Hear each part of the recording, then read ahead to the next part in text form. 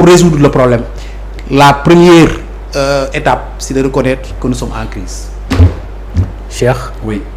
man fi may ñëw ak yow mooy sorti Macky Sall bi démb à Paris. waaw maa lay jaajëfal Kouly.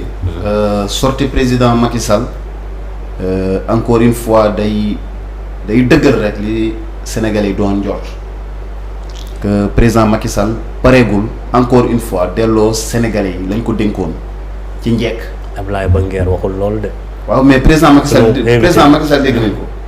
dégg nañ ko su ñu invité bon il est dans son rôle mais ñun li ñu dégg président Macky Sall wax ko ñu xam li mu wax mooy encore une fois day dëggal ne président Macky Sall fas yéeneegul dem et comme Ayoba l'a dit un jour nee na président Macky Sall du sànni nguur gi. encore une fois donc il est dans cette perspective là te ce serait vraiment regrettable moom mi nga xamante ni il a combattu le troisième mandat en 2012 bokkoon na si ñi nga xamante ni c'était il faisait partie des politiciens les plus virulents de cette époque là di xeex troisième mandat mais président Macky Sall moo ñëw en 2016 donc indi fi référendum bi mu indee référendum moom moo ñu expliqué bi mu ñu expliqué nag waxul sénégalais yi man damay ñëw par exemple pour def premier mandat 7 ans après ma def ñaari mandat yu 5 ans non il nous a jamais dit ça il a dit que c'est une manière de verrouiller définitivement ba nga xamante ni ce débat là de troisième mandat ne va plus se poser au Sénégal que Sénégal dina doon démocratie majeure boo xamante ni comme aux États-Unis par exemple comme en France boo defee sa ñaari mandat amul sax journaliste bu lay poser question di la ne monsieur le président est-ce que vous envisagez de faire un troisième mandat. parce que yaboo sax citoyen sax di wax si loolu. aujourd'hui toute cette crise n'est-ce pas bi nga xamante ne nous les Sénégalais nous vivons ça président Macky Sall moo ko waral et c'est son troisième mandat qui pose problème. moi j'aurais aimé je lui ai connu quand même beaucoup plus de courage dans le passé président Macky Sall waroon na taxaw ak Sénégalais yi ne leen écoutez. man damay def troisième mandat après la question est réglée ñu xaar dina wax de neen dina wax très bientôt oui mais c'est trop l'attente est trop longue depuis ñu génn élection 2019 mais président Macky Sall dafa mel ni voilà quoi il veut pas éclairer la lanterne des Sénégalais tey ñun Sénégalais bu nekk waroon nga xam lan la président Macky Sall moom lañ dénk ndax day dem wala du dem mais il a entretenu ce flou là quand bien même dans le passé il avait été très clair taxaw ne man du ma def xanaa déggu leen français du ma def troisième mandat kenn du ma si dégg wax jooju. tabaski ñaari rakk la. léegi ñoo changé. tabaski ñaari rakk la nee na juróom-ñaari kabal premier rakk deuxième rakk juróom mu jeex moom moo ko wax. mais président Macky Sall dem ba si biir on essaie par nu mu tudd par quel retournement de situation di commencer di indi lëndëmal si suñu biir xel di ñu ne par exemple man mi nga xam ne maa ko waxoon mais léegi su ma waxee waaw. sama waa am na ñoo xamante ni du ñu liggéey su ma nee déet sama camp du ñu liggéey mais écoutez finalement ça veut dire qu'on n'est pas sérieux tey président Macky Sall war na mën a ne man du ma def élection du ma dem troisième mandat élection de 2024 du ma dem parce que c'est lui qui nomme au poste civil et militaire man su ma la nommé tu travailles pas mais man dama lay dindi je te dégomme c'est très simple tu es ministre tu as été nommé par un décret jox nañ la ndombal tànk jox la li nga war a def jox la ay mission doxaloo ko parce que da ngay xalaat ne par exemple en 2024 damay quitter le pouvoir moo tax doo liggéey mais dama lay changer il a le pouvoir de le faire. léegi lan la pourquoi il a tenu à entretenir ce flou là donc tous les problèmes que les Sénégalais vivent et que les Sénégalais ont vécu de par le passé c'est à cause de cette posture bi nga xamante ni leerul ni ñaa ngi sikki sàkk ndax day dem wala du dem mais.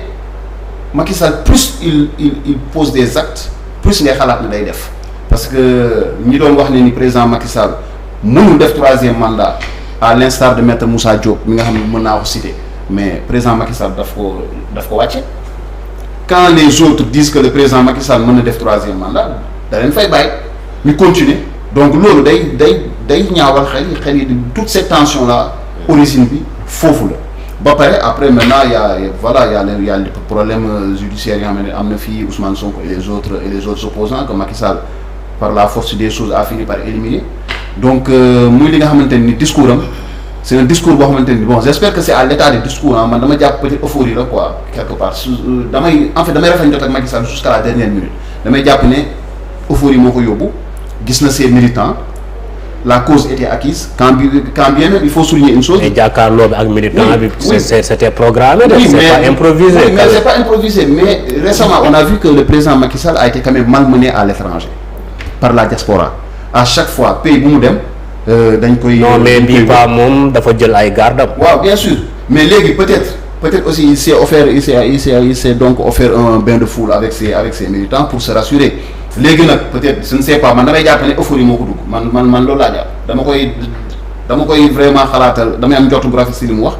yaakaar ne euphorie la mais j'espère que président Macky Sall Sénégal jiwuñu ko fi nga xamante ni dañuy ñëw à quelques mois des élections mu ñëw di ñu wax leneen lu dul man du ma bokk vraiment loolu moom xaaruñu ko si moom. jërëjëf Abdoulaye mooy ñëwaat si yow dama bëgg ñu taxaw si benn tomb boo développé woon léegi. bi nga ñuy wax tu nous as parlé de théorie du terrorisme tu as théorisé sur le terrorisme. nga ne yi fi amoon c'est des attaques terroristes. oui. yoo xam ni dañuy xaar dëkk bi yëngu ñu jaxasoo si manifestants yi. très bien ils sèment le chaos di tirer. c'est exactement ça. mais dama jàpp man si sama xalaat bu gàtt. si le pays subit benn attaque terroriste man li ma jàpp pour déstabiliser un pays. ay nit nga rax ay manifestants pour déstabiliser un pays. est-ce que nga tirer ci ay manifestants benn manifestant wala juróom nga tirer woon ci ñaari policiers wala force de l'ordre gënu woon am impact pour déstabiliser un pays que nekk ci biir manifestants yi di tirer ci biir manifestants yi on n'a pas vu un force de l'ordre koo xam ne ci force de l'ordre yi la bokk benn agent force de l'ordre muy police muy gendarmerie ku recevoir une balle amul ki ci dee Casamance la woon te defe naa oto seen oto moom moo jaar ci kaw mais on n'a pas vu depuis bi affaire yi amee koo xamante ni il a été tué par balle keneen ki ci dee mooy ki nga xamee ni peut-être dañ ko dóor xeer c'est-à-dire c'est des actes yoo xamante ni ay mouvement de foule mais on n'a pas vu arme létale boo xam ne dañ ko dóor force de l'ordre te pourtant pour déstabiliser un pays moom dama see waxtaan ak ay nit pour déstabiliser un pays vaut mieux nga jéem a viser ay forces de l'ordre tirer sur des forces de l'ordre au moins foofu tu donnes à l'État benn argument boo xamante ni mën na ko teg devant la communauté internationale ni mu ngi nii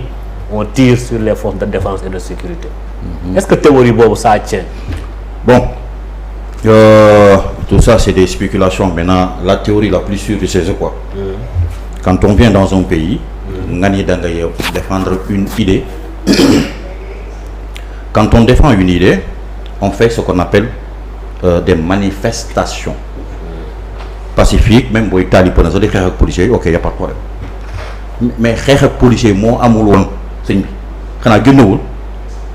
J'ai pas compris. ma ne xeex ak policier moo fa amul woon sur 100% des activités les 90% du xeex ak policier déedéet li fi amoon du premier on déedéet pour cent jàkkaarloo léegi ci di bien les 90% du xeex ak policier moo lay wan ni acte terroriste comment xam nga la moo parce que y a eu des casses. non on s'écoute non bu doon casse muy jàmm on s'écoute xam nga la première des choses mooy dana ñëw ñu hacker le site du gouvernement vous avez oublié ça? Bien sûr. Tu sais très bien que c'est lié. Avec Anonymous et les affaires. Ouais, très bien, c'est bien, c'est bel et bien lié. Ouais. C'était pour quoi faire? C'était pour non, mais tous les pays subissent la même chose. Il y a beaucoup de pays qui subissent ça. Attends. On s'écoute. Ouais. Ah, mais bon, on s'écoute. Bon, c'était fait exprès. C'était pour aveugler quand même le système d'information de l'État. À la veille même de ces manifestations. C'est fait exprès. Loolu c'est des attaques anonymes yi nga xamante ni ça vient de n'importe où. Mais la coïncidence ma dagg la nga ma may ma tuuti ma dagg la est-ce que Sénégal ñun on a des sites stratégiques parce que ñun dañuy yëngu ci mbir yooyu parce que da ngay dugg parfois ci benn site gouvernement du Sénégal ñu toog 6 mois kenn du ko mise à jour ma dama ne ñun par rapport boo demee États-Unis wala yenn dëkk yu développé am na ay sites yoo xamante ni bu ñu taxawee rek c'est-à-dire li muy impacter ci société bi bul xam mais fii nos sites là man dama jàpp ne suñu sites yi nga xam ne c'est des moom la ñu wax site stratégique bu ñu toogoon 9 mois fonctionné wuñ amul benn impact bu muy def ci Sénégalais. Oui bon tu es d'accord avec moi? Non site d'information yi ngay wax. Non je parle pas site d'information des sites stratégiques du gouvernement. Les sites d'information du gouvernement laa la bëgg a wax. ñoom la les sites stratégiques yi. Information ak lu mu mënti doon. yoo xamante ni mënoo ko accéder on s'écoute rek. Tout ça c'est de l'information par rapport au public. Voilà. Par exemple mën nga dugg site ministère de l'économie site institut. Ça c'est de l'information. da nga naan yooyu peut-être que les mises à jour ne se font pas à temps réel. Sont pas stratégiques. Je suis d'accord peut-être que loolu man après gars yi mën nañu tirer un peu les conséquences pour gën ci mën a jéegu. Mais su ñuy wax nag xam naa la système d'information buy daw diggante entre des structures de l'État yow gisoo ko man gisuma ko. je sais xam naa fi ngay waxee. xam nga boo ko déstabiliser da ngay nësaxal état ak nu muy liggéeyee loolu lañ gars yi njëkk a def pour jéem ko pirater. les transferts de données. tout est possible on ne sait jamais. Même des données stratégiques venant de l'armée et de la police et tout ça on ne sait jamais. Parce que tout se fait électroniquement actuellement. bu ñu defee loolu à la veille même du 1er juin c'était prémédité. nga ñëw tu t'attaques à des infrastructures électriques. kooku du manifestation xam nga dañu respecter Sénégal yi mu non. mais c'est pas la première fois quand même. non on se rappelle les émeutes de